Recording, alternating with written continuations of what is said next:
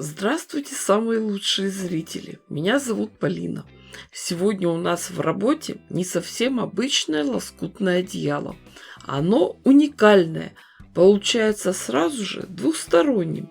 И технология пошива самая древняя. В идеале все операции надо выполнять вручную. Но нас уже испортила цивилизация. Нам надо все сделать побыстрее. Поэтому показываю вариант, где все шьем на швейной машинке. Для работы приготовим квадраты 15 на 15 сантиметров. Конечно, вы можете взять свои размеры. Для удобства работы все детали разложим по кучкам. Две – это светлые ткани двух цветов. И еще две кучки – более насыщенные цвета. Возьмем красные и синие. Цветовая гамма у каждой рукодельницы будет своя. Единственная рекомендация – в работу брать ткани с мелким рисунком.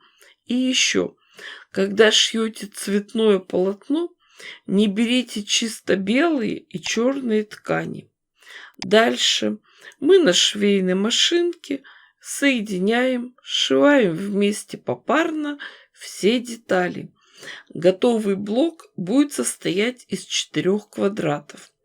Начинаем работу с красного квадрата, соединяем его со светлым. Потом тут же, не обрывая нитки, не делая никаких промежуточных стежков, приставляем и прошиваем пару с синим квадратом.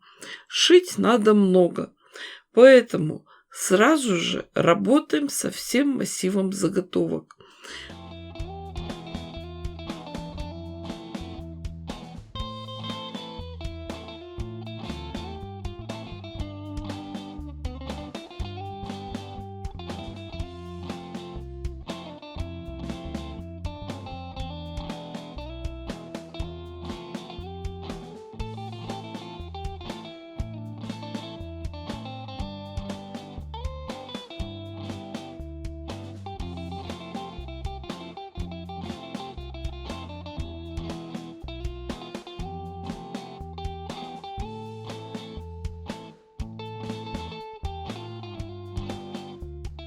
Получившиеся детали из 4 квадратов расправляем.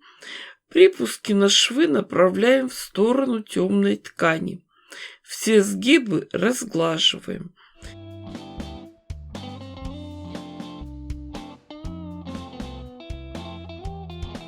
Для того, чтобы получить простую квадратную заготовку, надо просто сложить эту деталь и прошить одним швом.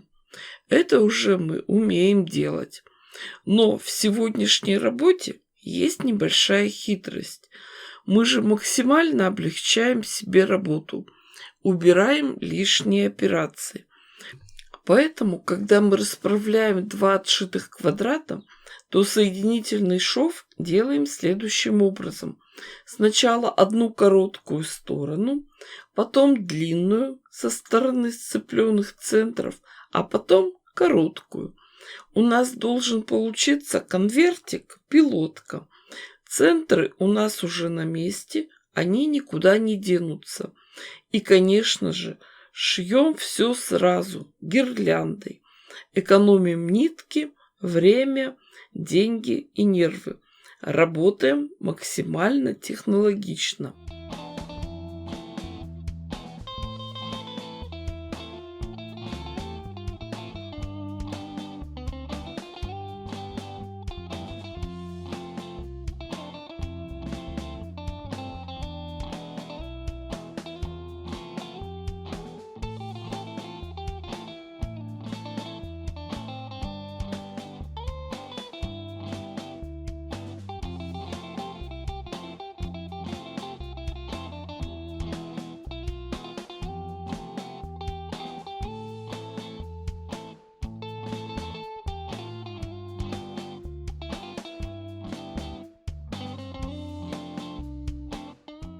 Так, а вот теперь смотрите.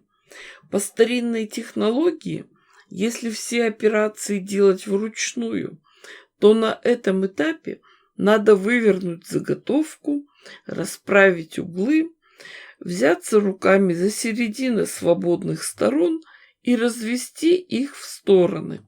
Таким образом соединяются вместе два отшитых уголочка. Затем внутрь вкладывается кусочек наполнителя. Открытые края подворачивали и зашивали вручную. В качестве наполнителя раньше использовали то волокно, которое было доступно, к примеру, ту же самую овечью шерсть. А потом этот конвертик-подушечку простегивали, прошивали ручными стежками. Но мы же стараемся все облегчить. Подворачивать открытые срезы довольно сложно и долго, поэтому работаем немного по-другому. Заготовки не выворачиваем, а сразу же складываем конвертиком, швами наружу и прошиваем центральный шов, оставляя отверстия для выворачивания. Обратите внимание, что у нас должен быть прошиты оба угла и центр. Когда мы вывернем деталь, то остается небольшое отверстие в короткой стороне получившегося треугольника. Через него мы вкладываем внутрь наполнитель, а открытый срез можно зашить и на швейной машинке. Сделать 2 шва по диагонали, тем самым сразу же и простегать заготовки. Я внутрь вкладываю кусочек синтепона, но можно для объема добавить еще немного холофайбера. Хочется пышности. Но главное не переборщить, иначе будет сложно дальше работать. В результате у нас должны получиться много симпатичных заготовок, конвертиков. Они двухсторонние. Узор составлен из треугольников. А дальше уже смотрите сами, как вы хотите, чтобы выглядело ваше лоскутное одеяло. Детали можно разворачивать, перекладывать, составлять узоры. Ведь можно поместить рядом 2 синих треугольника. Тогда в готовом изделии будет узор из ромбов. По старинной технологии работы все готовые детали сшиваются вручную, иголкой с ниткой. И если вы сейчас где-то на даче или в дороге, или на отдыхе, то в свободные минуты вполне можно пошить вручную. Здесь не нужна швейная машинка, а ручной шов получится очень красивый и аккуратный. И заодно можно сделать и стежку одеяла. Но мы попробуем все сделать с использованием швейной машинки. Детали будем сшивать в стык трикотажным швом. Это когда машинка делает такой широкий зигзаг. 3 стежка в одну сторону, потом 3 в другую. Если у вас нет такого шва, то попробуйте просто наложить края подушечек один на другой и так прошить прямой строчкой. Вы уже знаете, что я люблю шить сразу много и экономно. Соединили 2 детали, тут же 2 следующие. И так дальше до конца полотна. Когда прошили по вертикали, делаем горизонтальные соединения. В треугольниках получаются диагональные эластичные соединения. Они тянутся. Но наши соединительные швы на предыдущем этапе не дают полотну перекоситься.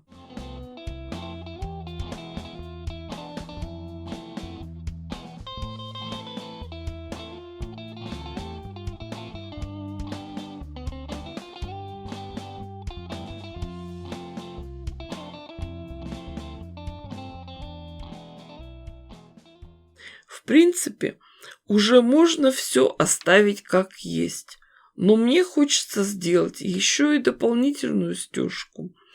Тем же самым трикотажным швом прошьем все полотно.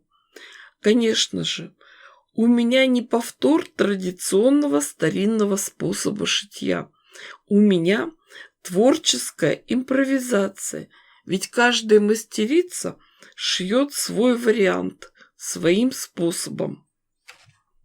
Повторюсь, этот метод работы над созданием лоскутного одеяла появился с незапамятных времен. Когда женщина ждала ребенка, то из остатков кроя своей одежды и одежды мужа начинала потихоньку собирать такое лоскутное одеяло. Рождался ребеночек, а для него готово небольшое одеялко. Подрастает малыш. Из остатков кроя его одежды шили и добавляли новые детали. Растет ребенок, растет одеяло. Этот способ шитья очень рационален, ведь если порвался какой-то фрагмент, то его всегда можно выпороть и заменить другим. Сейчас рукодельницы такому одеялу придумали свое название – Есенинское. Дело в том, что сотрудники музея Сергея Есенина в Рязанской области при работе над экспозицией попросили мастера Веру Голубеву восстановить и отреставрировать лоскутное одеяло, которое шила мать поэта. Из их легкой руки за такими деревенскими одеялами закрепилось название Есенинское. Наверное, не случайно в стихотворении «Не жалею, не зову, не плачу» есть слова про страну березового ситца. В моем одеяле 60 больших деталей. Размер 106 на 176 сантиметров. Расти еще и расти. Растите вместе с нами. Кто еще не подписан, обязательно подпишитесь. Ставьте классы, пишите комментарии. С вами была Полина. Всем пока-пока и до скорых встреч!